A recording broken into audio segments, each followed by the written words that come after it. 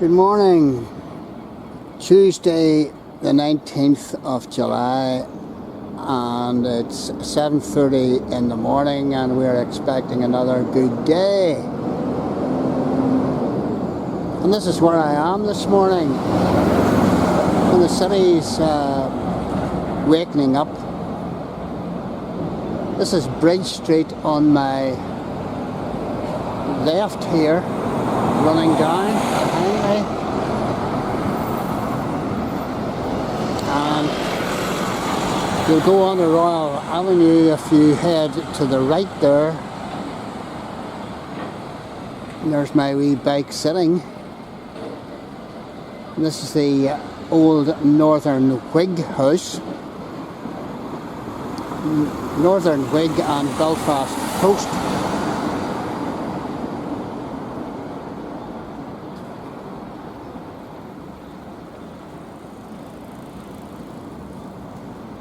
And just at the top of the road here, at the corner of Waring Street and North Street, both rather run down, I have to say, because this was a once bustling part of Belfast city centre, but it's now rather sad looking.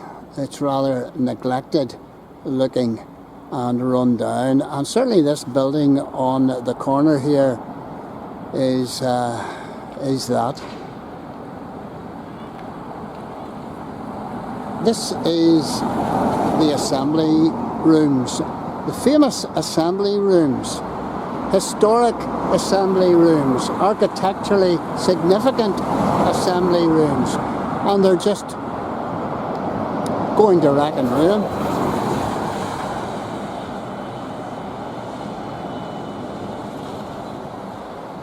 Been sitting like this since, what, 2003 or so.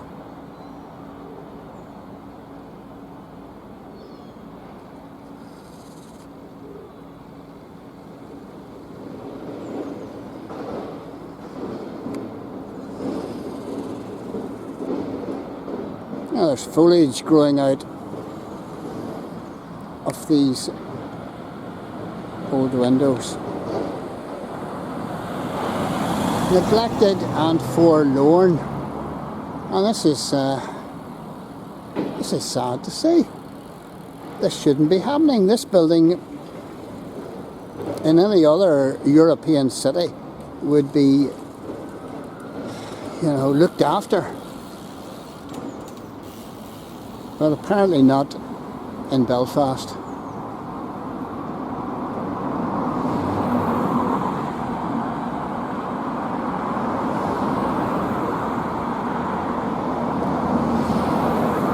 Belfast City Council has money to throw at nonsense sculptures which adorn our city. The onion rings down Corn Market, for example. The doll with the ball. The balls on the falls. The Belfast teardrop. All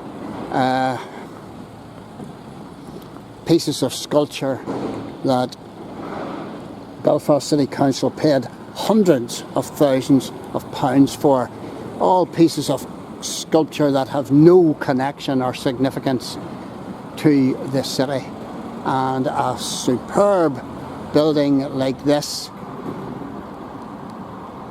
is just mouldering. And this is disgraceful, because this building is probably the oldest public building surviving in the city of Belfast. Dates from 1769, would you believe?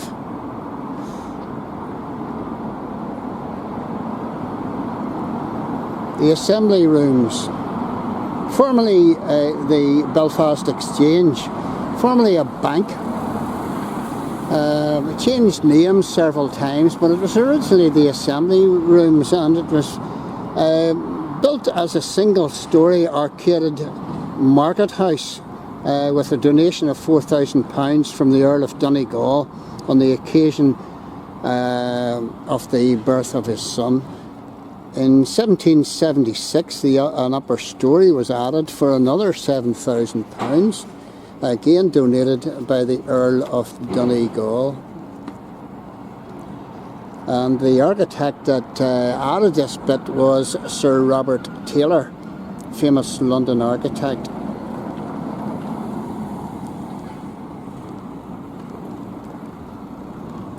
(1845), and even Charles Lanyon, famous, well, he was a Belfast architect, but he wasn't born in Belfast. Charles Lanyon got in on the act, and he refaced. He brought in a lot of changes to the building, and he refaced the building in stucco, and it was converted to be used as a bank, and it was used as a bank for many, many years. William H. Lynn got in on the act in 1895, and he made changes as well. William Lynn, of course, a protege of Charles Lanyon.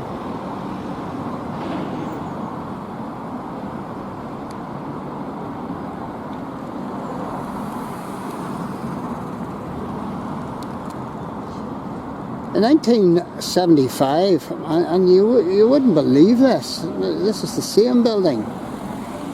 In 1975, the building was listed as a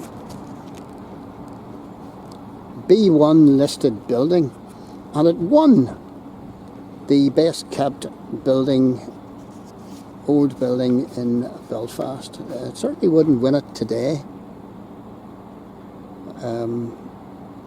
It won that in 1969. And, you know, it is one of the finest, oldest buildings remaining in Belfast, and there's quite a few old buildings that could fall into that bracket. But certainly this one fits the bill.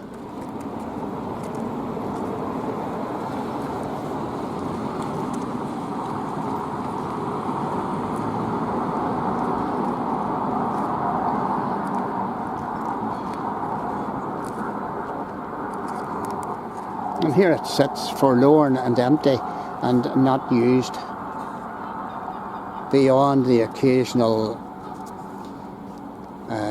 art display or Belfast gig.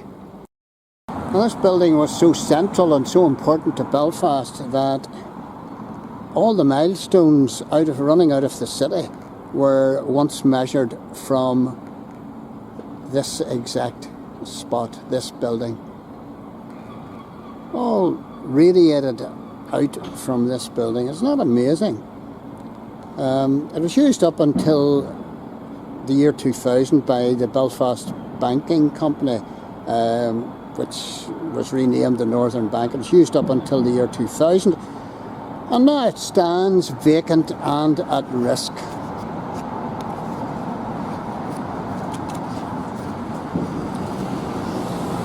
And like everything else, it's prone to vandalism. And it wouldn't take too much money to get this building sorted out.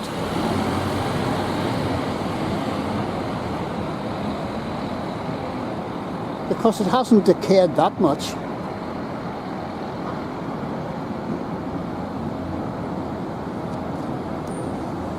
Is that going to happen? Well, I don't know.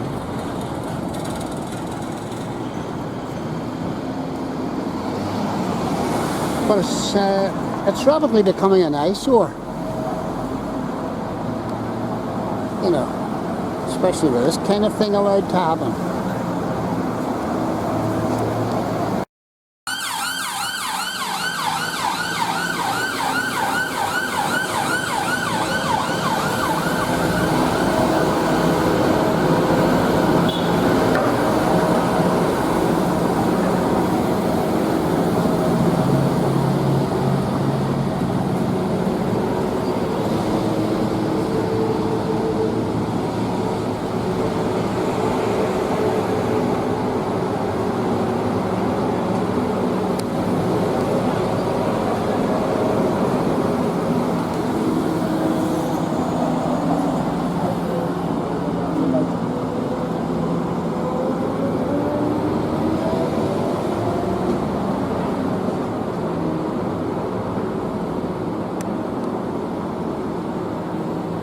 Yeah, obviously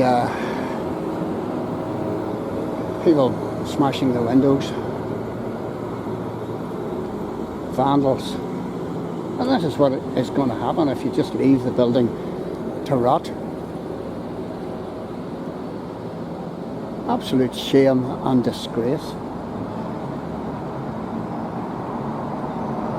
And I applaud Belfast City Council whenever they do good, but you know,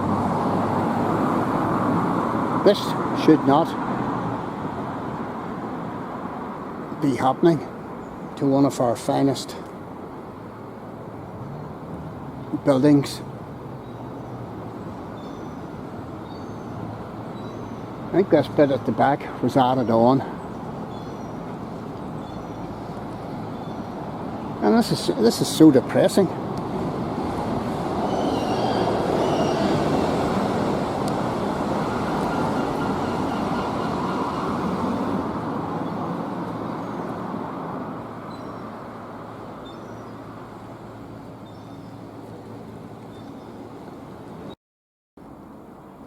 This is a side entrance on Waring Street.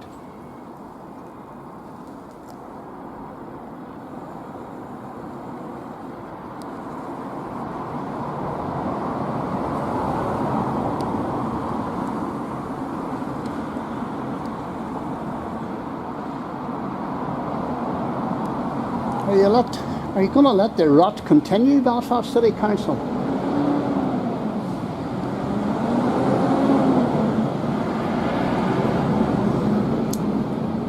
And I've stumbled across a plaque. There's a plaque with a couple of harpers on it. And this is significant. The Harp Festival of 1792 was held in the Assembly Rooms on the upper floor of this building.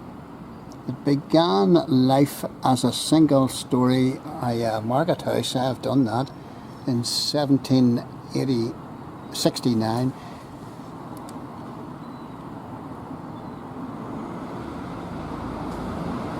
Second floor was added 1776, as I have said, and Charles Lanyon Italianised the exterior in 1845. Known as the Four Corners, all milestones out of Belfast were once measured from here.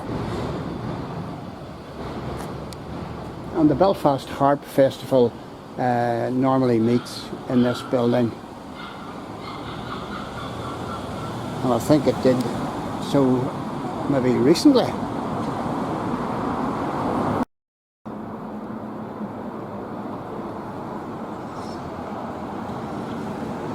Yes, many have actually called for the restoration of this building. This is Donegal Street.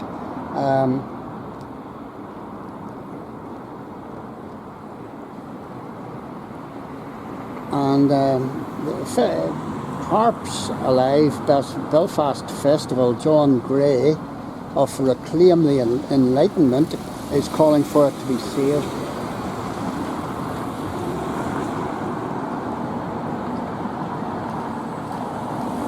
The Harps Alive Festival commenced as 230 years ago and met 1792 in the Assembly buildings, as that little plaque says.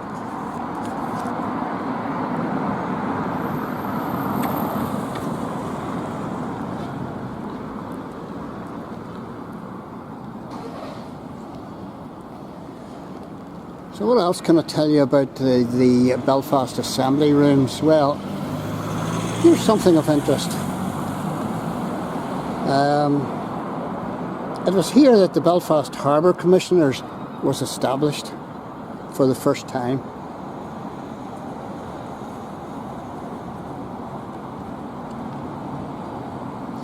And it was here that the Belfast citizens rejected plans to create, or the citizens of Belfast rejected plans to create a slave trading company, when many of the other cities in the UK actually had slave trading companies up and running.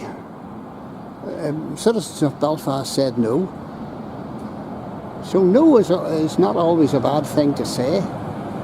I was here that Henry Joy McCracken was court-martialled and sentenced to death for his part in the 1798 rebellion, and he was hanged close by here in Corn Market. Of course, there's no there's no monument or anything else up to him. One of the leading figures in Belfast, and remembered around the world.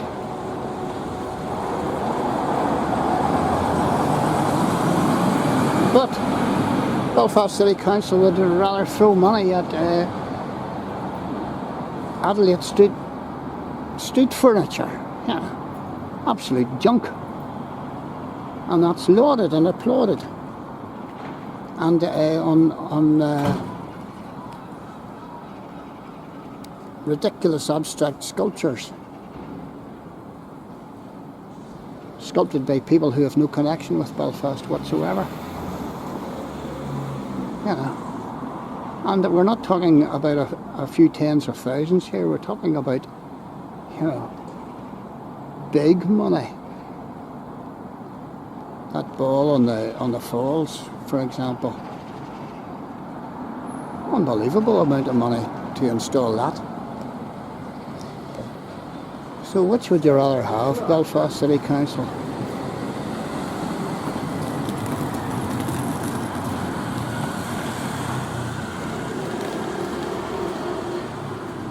Yeah, too depressing for words, this.